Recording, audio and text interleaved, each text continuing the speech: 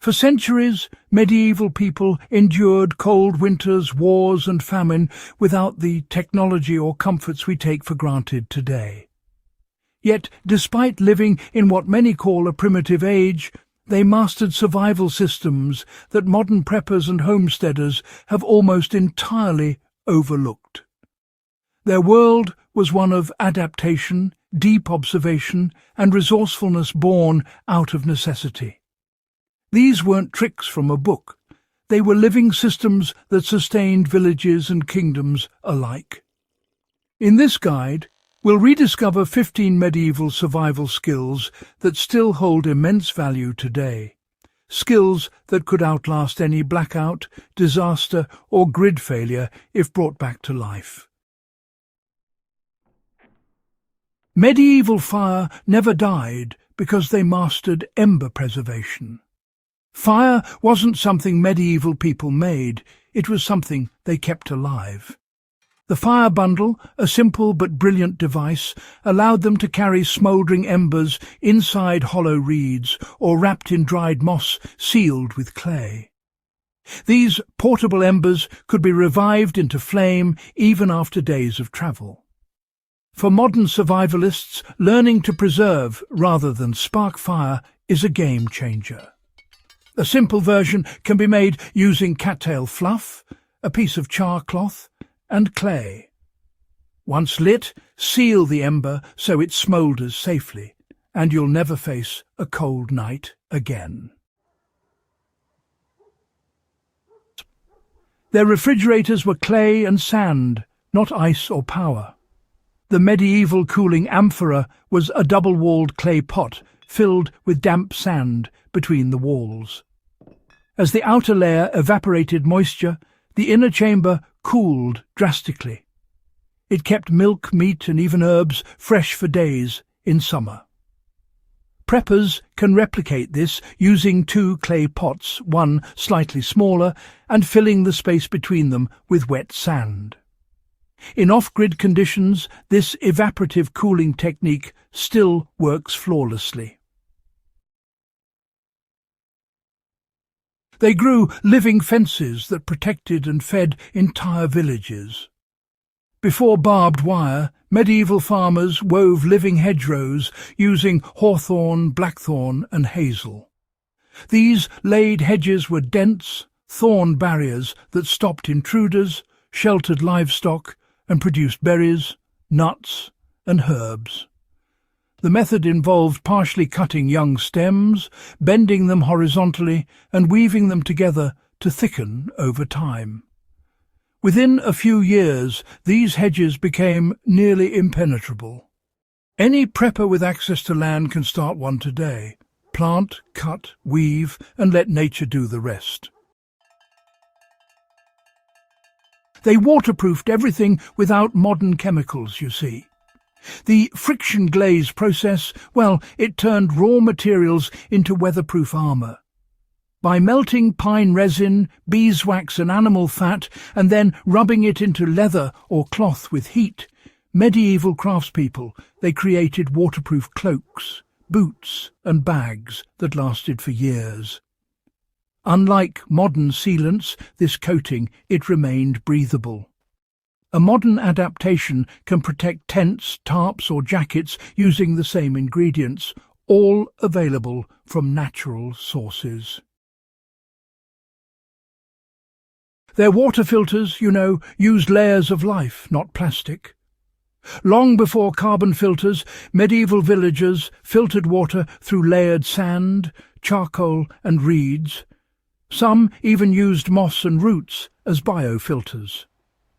This layering method, it removed sediment and microbes, producing safe drinking water. To try it, use a clay pot or wooden barrel layered with fine sand, charcoal from a clean wood fire, and gravel. Let water drip slowly through it, and you'll have a purification system that never runs out of parts.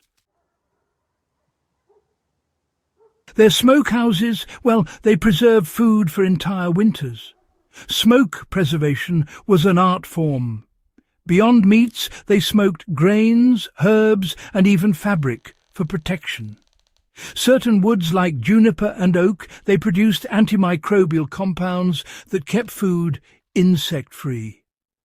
This method extended shelf life for months without refrigeration. Anyone with a barrel, pipe and small fire pit can recreate a smokehouse today. They stored heat and cold using earth, not electricity. You know, medieval people really mastered thermal storage. Stone and clay walls acted as what you might call heat batteries, absorbing warmth during the day and then releasing it at night. Underground root cellars, well, they served as natural refrigerators. And actually, a small-scale version can be made today using buried barrels lined with straw, perfect for keeping root vegetables and preserves cool all year round. They used ashes as multipurpose survival material. Wood ash wasn't waste, it was essential. Mixed with water, it became lye for soap. Scattered on icy paths, it provided traction. In gardens, it supplied potassium for crops and repelled pests. Even when it came to cleaning cookware, ash paste worked better than soap. In hard times, nothing in a medieval homestead went unused. They created soil that never died. Medieval biochar farming. Farmers in Europe used a soil-building method similar to what Amazonian tribes practiced. They mixed charcoal, bone dust and compost into their fields. This black earth stayed fertile for decades, balancing pH and retaining moisture. Preppers can use the same principle. Burn wood slowly in low oxygen to make biochar, crush it, soak it in compost tea, and then mix it into garden beds for near-permanent fertility. They built with stone logic, not modern fragility. Medieval architecture lasted because builders used compression principles.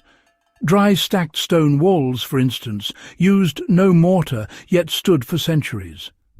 Each stone was positioned so weight was distributed evenly. Even small homesteads can use this technique for retaining walls, ovens, or root cellars. Once built, they require no maintenance or repair. They navigated by sound when sight failed. Travellers developed a method known as acoustic mapping. By striking wood or calling out and listening for echo patterns, they determined distance and terrain type even in darkness or fog. Forests, valleys and cliffs all had unique sound signatures. Learning this today can be life-saving if GPS or compasses fail. Practice by noting how sound travels in open fields versus dense woods. They preserved medicine through smoke and honey. Herbalists extended the shelf life of medicinal plants by drying them in low smoke or submerging them in raw honey, which is antibacterial and never spoils. This method kept herbs potent for years. For modern use, herbs like thyme sage or calendula can be preserved this way, turning natural medicine into a lasting resource. They created community memory networks instead of relying on books. Knowledge wasn't written, it was remembered. Skills like tanning, farming or healing were encoded into songs and stories so children could learn critical information early. In modern prepping, passing on survival skills through teaching and repetition creates resilience when digital records fail. A shared memory is harder to lose than any manual. They tamed wild landscapes through water control. Medieval farmers mastered irrigation using simple channels, raised beds and flood ditches. They used gravity to redirect rainfall into holding ponds that recharge wells and nourish crops. A scaled-down version can still be built with a shovel, some contour mapping and patience, ensuring water security when pumps fail. They created self-sustaining village systems long before off-grid was a concept. The greatest medieval survival secret wasn't a single trick. It was integration. Food, shelter, water, energy and defense were connected in one living system. Waste became resource. Labor became cooperation. For preppers today, the ultimate takeaway is to think like a medieval village, interlinking every resource so nothing stands alone. We often think of medieval life as a time of hardship, but these 15 skills reveal something else entirely. Resilience, precision, and an understanding of natural law that rivals modern science. Their survival didn't depend on stockpiles, it depended on systems. For anyone serious about preparedness, history isn't just a story, it's a survival manual written in human experience. If you found this breakdown valuable, subscribe to Backyard Wisdom and share it with others who believe true preparedness begins with understanding the past. Because the wisdom that kept our ancestors alive may be exactly what saves us next.